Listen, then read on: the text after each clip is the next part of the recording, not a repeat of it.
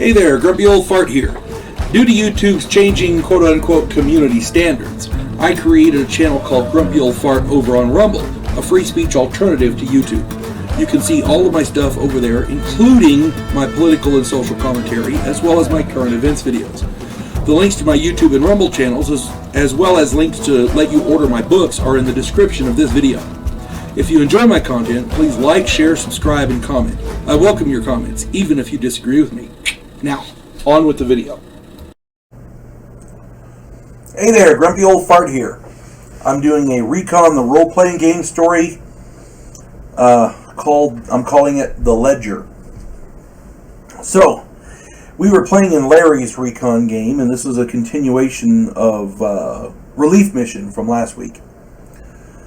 We left Cairo and flown to Rome, where we tried to lay low for a while. Check out last week's Recon story, The Relief Mission. We still had sufficient money to live on, so we were doing okay. We were staying in a hotel, and we were basically living it up. It was a nice, fancy, old world hotel, had nice balconies. We had a suite of rooms. I mean, we were doing okay. We weren't getting into any trouble. We were okay. We were doing okay. We were sitting on the balcony of our suite, sipping drinks and enjoying the evening air, when a messenger arrived. We'd been invited to visit the offices of a lawyer who, quote, needed the services of an experienced group of problem solvers, close quote. And we had no idea how this guy knew we were there. We didn't know how he knew who we were, because we'd been, keeping low profile. The only way we can think of is he had spies at all the airports, including the charter lines. So we were curious. So we sent the messenger back with confirmation that we'd be by to visit him the next morning. Figured we'd enjoy the night and go there the next day. So we did. And when we arrived, a security guard searched us and confiscated our sidearms.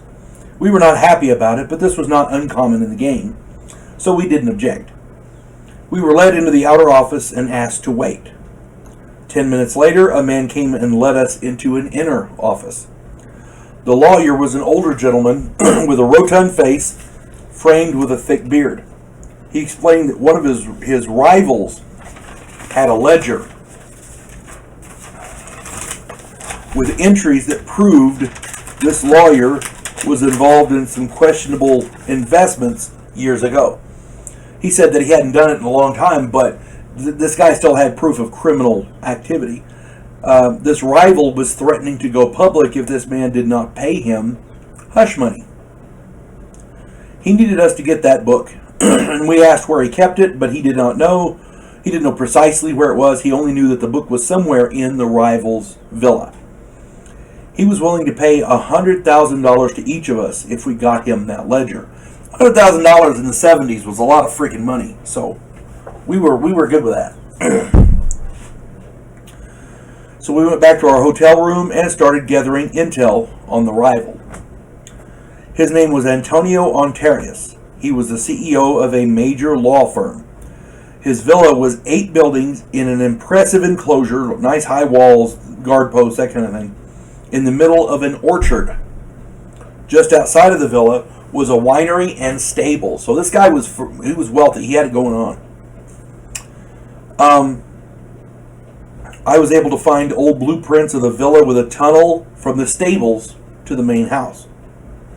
Bobby and Earl reconned the villa itself and counted 120 guards in 3 rotating shifts. One of the buildings was a guard barracks, and they timed the patrols and the shift changes. Randy found a public schedule along with a private itinerary showing Ontarius was going out of town on a business trip for about 8 days. Randy also secured the firearms we would need. Randy was always good at that. We planned our infiltration for the evening after he left. It was a stealth op, so we went in with only silenced pistols and knives. Randy was best with a rifle and was an intel specialist, so he set himself up in a position on a mountain slope overlooking the villa to cover us. He had a really nice 308 with a great infrared scope. We had comm gear to stay in touch, and we left our Jeep on the road near the winery. We made our way to the stables and slipped in quietly.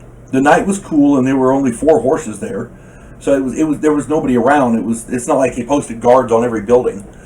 But it took us almost an hour, but we finally found the old tunnel entrance. It was a small tunnel, narrow and cramped, but we made our way into the main house. And the nearest we could figure, this tunnel was probably used as an escape route for a former owner, or maybe this guy's family built the villa. We don't know. We didn't care. But we made our way into the main house. The tunnel emerged in a hallway, and we had to use our knives to cut through some very, very thin sheetrock and drywall. Really shoddy workmanship. But we fanned out to search the place. We made a hole big enough for us to get through. We fanned out and we searched the place. Now, I tried to avoid roving guards, but Bobby and Earl evidently set out to eliminate all of the roving guards. I found the man's bedroom and began searching it. There was a floor safe under his bed, so while I was cracking it, my 2 compadres quietly eliminated all 4 internal guards. Bobby and Earl were always good at that. Sneaking around and doing stuff, they was always good at that. So while they're doing that, I got the safe open, and the ledger was inside, along with about $4 million in cash and bearer bonds and a large bag of diamonds. There was also a bank book with account numbers and passcodes. We took it all and headed for the tunnel. Randy radioed us that there was a lot of activity in the courtyard of the villa. Evidently, word had gotten out that there was a break-in. Before we got to the tunnel, a group of guards began firing on us from the other end of the hallway. Bobby and Earl covered me while I ran into the tunnel with the bag of goods. I reached the stables while Bobby and Earl fought a retreating firefight through the tunnel. I grabbed 3 horses, and when they got there, we rode out of the stables for the Jeep. Now, the guards gave chase, but Randy started dropping them as they crossed the fields.